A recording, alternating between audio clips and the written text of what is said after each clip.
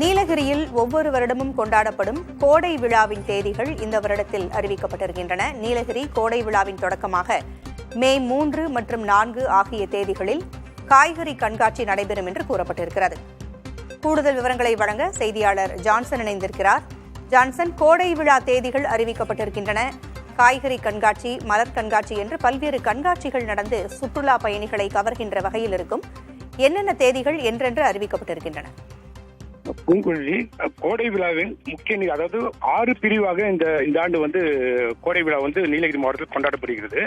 அது குறிப்பா பாத்தீங்கன்னாக்கா 127வது மலர் கண்காட்சி. அதாவது இதுல சர்வதேச அளவுல சுற்றுலா பயணிகள் பலர் கலந்து கொள்ளக்கூடிய சூழ்நிலை இருப்பதால் 127வது மலர் கண்காட்சி அரசு தாவரவியல் பூங்கா உதகையில 16ஆம் தேதி முதல் 21ஆம் தேதி வரை, அதாவது 6 நாட்கள் நடைபெறுகிறது.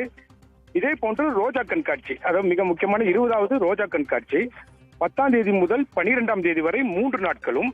இதே போன்று 65வது பழ கண்காட்சி குன்னூர் சிம்ஸ் பூங்காவில் 23ஆம் தேதி துவங்கி 25 வரை, அதாவது 3 நாட்கள் நடைபெறுகிறது. இதே போல 13வது காய்கறி கண்காட்சி 3ஆம் தேதி துவங்கி 4ஆம் தேதி, அதாவது மே மாதம் 3 முதல் 4 வரை 2 நாட்களுக்கு நடைபெறுகிறது. 11வது வாசனை திரவிய கண்காட்சி, அதாவது கூடலூர்ல இது வழக்கமா நடைபெறுவது வழக்கம்.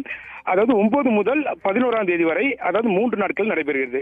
இந்த ஆண்டு சிறப்பு அம்சமாக முதல் முறையாக குன்னூரில் உள்ள காட்டேரி பூங்காவில் 30ஆம் தேதி முதல் 1ஆம் தேதி வரை, அதாவது 3 நாட்களுக்கு ஜூன் 1 வரை மலப்பயிர்கள் கண்காட்சி என்று புதிதாக இந்த ஆண்டு துவங்கியுள்ளார்கள்.